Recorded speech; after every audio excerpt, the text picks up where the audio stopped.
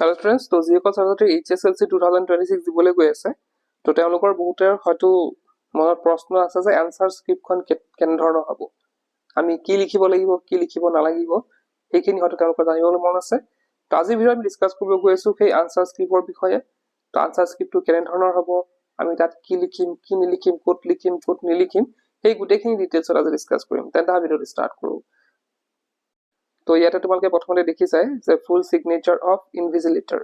তো ছাত্ৰ-ছাত্ৰীসকলে কৰা প্ৰথম ভুলটোৱে হৈছে যে তেওঁলোকে ইনভিজিলেটৰৰ জেগাত তেওঁলোকে নিজৰ সিগনেচাৰটো কৰি থৈ আহে বা নিজৰ নামটো লিখি থৈ আহে। তো কিন্তু এইটো তোমালোকে লিখিব নালাগে। এইটো কথা মনত ৰাখিবা যে এইটো তোমালোকে লিখিব নালাগে। সেইটো তোমালোকৰ ইনভিজিলেটৰ মানে যোনে মানে বহিখন চেক কৰিব, মানে যোন ডিউটিত থাকিব আৰু তেওঁলোকে বহিখন চেক কৰিব, তুমি নাম শুদ্ধকৈ লিখিছা নাই সেইবিলাক যোনে চেক কৰিব, তেওঁ ইয়াত সিগনেচাৰ কৰিব। গতিকে তোমালোকে ইয়াত একো কৰিব দৰকাৰ নাই। আৰু ইয়াতে আৰু এটা কথা কৈ লওঁ যে এইখন মই যোৱা বছৰ দেখাইছোঁ, মানে কপিখন, আনচাৰ শ্বীটখন। তো সেইটো চিন্তা কৰিব নালাগে যে এবাৰ বেলেগ হ'ব নেকি। এবাৰ একো বেলেগ নহয়, খালি ইয়াতে যোনটো দেখিছা 2025 লিখা আছে সেইটো 26 হৈ যাব।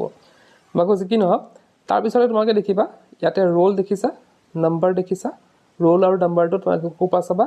তোমালোকৰ যোনখন এডমিট কাৰ্ড আছে তাতে ধুনীয়াকৈ ৰোলটো লিখা হৈ আছে, যেনেকৈ ধৰা B26 আৰু ৰোল নম্বৰকেইটা তাতে লিখা হৈ আছে ধুনীয়াকৈ। এডমিটখন চালে তোমালোকে গম পাবা। তাৰপৰা তোমালোকে কি কৰিব লাগিব, ৰোল আৰু নম্বৰটো লিখিব লাগিব। বাকী তোমালোকৰ যোনটো ছাবজেক্ট হয়, লাইক তোমালোকৰ হয়তো ইংলিছ থাকিব পাৰে বা আছামিজ থাকিব পাৰে, তো যোনটো ছাবজেক্ট হয় সেই ছাবজেক্টটো তোমালোকে লিখিব লাগিব। নেক্সট আছে মিডিয়াম। তো মিডিয়াম তোমালোকৰ কি হয়, ইংলিছ হয় বা আছামিজ হয়, সেই মিডিয়ামটো তোমালোকে ইয়াত লিখিব লাগিব। তাৰপিছত আহি গ'ল ৰেজিষ্ট্ৰেশ্যন নম্বৰ। তো ৰেজিষ্ট্ৰেশ্যন নম্বৰটো তোমালোকৰ এডমিট কাৰ্ডত অলৰেডি আছে। তো সেই এডমিট কাৰ্ডখন চালে তোমালোকে ৰেজিষ্ট্ৰেশ্যন নম্বৰটো তাৰপৰা ধুনীয়াকৈ চাই লিখিবা। আৰু ইয়াতে এটা কথা কৈ যাওঁ যে সদায় মাথাটো ঠাণ্ডা কৰিবা আৰু কোনো ধৰণৰ টেনশ্যন নোলোৱাকৈ সেইবিলাক লিখিব লাগে। কাৰণ এইখিনিয়ে মেইন। এইখিনি যদি ভুল হৈ যায় পিছত কেনেও প্ৰব্লেম হ'ব পাৰে, বিভিন্ন দিশত আমাৰ প্ৰব্লেম আহিব। গতিকে সেইখিনি ভুল নকৰাকৈ তোমালোকে লিখিব লাগিব। তো এইখিনি লিখিবা। তো নেক্সট আৰু ছাত্ৰ-ছাত্ৰীয়ে ভুল কৰে কি, তলত যোনবিলাক দিয়া হৈছে চোৱা, এক্সামিনাৰ ছিগনেচাৰ, তো বাকী হেড এক্সামিনাৰ থাকিব, ৰি এক্সামিনাৰ্ছ আছে। তো সেইবিলাক যোনবিলাক চহী কৰিব দিয়া হৈ আছে তাতো বহুতো ছাত্ৰ-ছাত্ৰীয়ে কি কৰে, ছিগনেচাৰ মাৰি দিয়ে, নিজৰ ছিগনেচাৰ মাৰি দিয়ে।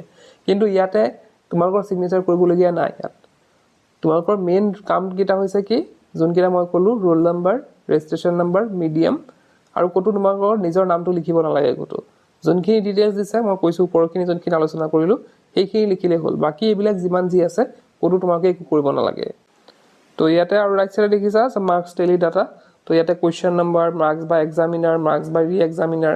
তো ছাত্ৰ-ছাত্ৰীসকলে ইয়াতো বহুতে লিখি দিয়ে বা বহুতে সেইটো কনফিউজন থাকে তেওঁলোকৰ যে এইটো আমি লিখিব লাগিব নেকি বা নিলিখিলে কিবা হ'ব নেকি। তো তেনেকুৱা এটা কনফিউজনত থাকে এক্সামত গৈ পেলাই। যেতিয়া বস্তুবিলাক দেখে তেতিয়া তেওঁলোকৰ অলপ প্ৰব্লেম হয়। তো ইয়াতো একো লিখিব নালাগে তোমালোকে। ইয়াতো একো লিখিব নালাগে। সেইখিনি তোমালোকৰ এক্সামিনাৰ যোনে বহিখন চাব তেওঁলোকে ইয়াত লিখিব, তোমালোকৰ কোনো ধৰণৰ ইয়াতে টাচ কৰিব নালাগে। তো মেইন এনচাৰ শ্বীটখনৰ মেইন থিংটো হৈছে যে আমি খালি ৰোল নম্বৰ, ছাবজেক্ট, মিডিয়াম আৰু ৰেজিষ্ট্ৰেশ্যন নম্বৰ লিখিম, আৰু বাকী ক'তো একো লিখিব নালাগে।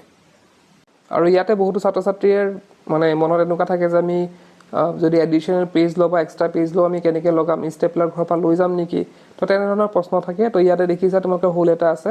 তো এই হোলটোত তোমালোকক ৰছী দিয়া হ'ব, সৰু সৰু ৰছী টুকুৰা দিয়া হ'ব। সেই ৰছী তোমালোকে সোমোৱাই পেলাই গাঁঠি মাৰিব লাগিব। তোমালোকৰ হয়তো স্কুলত সেইবিলাক কৰিছে অলৰেডি, তোমালোকে জানাই। তো ইয়াতে ষ্টেপলাৰ মাৰাৰ কথা নাহে, নিদিলেও কথা নাই। তোমালোকৰ তাত পৰা অলৰেডি গোটেইখিনি ৰছী যোগান ধৰি দিবই। গতিকে তোমালোকে ঘৰৰ পৰা একো লৈ অনাৰ দৰকাৰ নাই, সিহঁতে সেইখিনি দিব। তো জাষ্ট গাঁঠিটো মাৰোঁতে অলপ সাৱধান হ'বা যাতে খুলি নাযায়। তো তেনেদৰে কৰিলেই হ'ল। তো এইখিনি আছিলে, আশা কৰি তোমালোকে এতিয়া বুজি পাইছা যে কেনেকুৱা হ'ব এনচাৰ শ্বীটখন বা কিদৰে কি লিখিব লাগিব। তেন্তে আজি ভিডিঅ'ত আহি কৰিলোঁ, কি পচিবল।